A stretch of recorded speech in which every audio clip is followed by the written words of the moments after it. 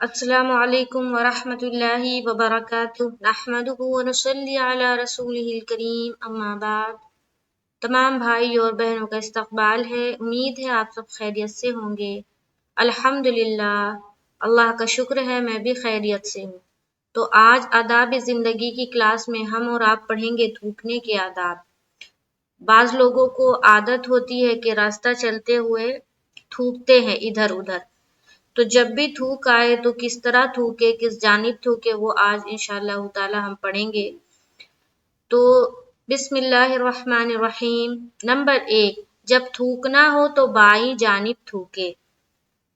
سب سے پہلے تو یہ کوشش کرے کہ تھوک آئے ہی نہیں، اور اگر آ بھی گیا تو کس جانب پھینکنا ہے؟ بائیں جانب، دائنی جانب نہیں پھینکنا ہے، اپنے بائیں جانب پھینکنا ہے۔ نمبر 2، قبلہ کی طرف نہ تھوکے اور نہ ناک جھاڑے۔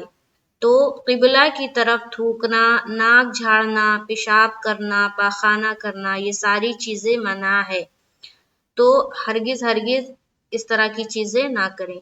نمبر 3، تھوک اور ناک کی گندگی جو قبلہ کی طرف ڈالی جاتی ہے، قیامت کے دن وہ اس کی پیشانی پر ہوگا۔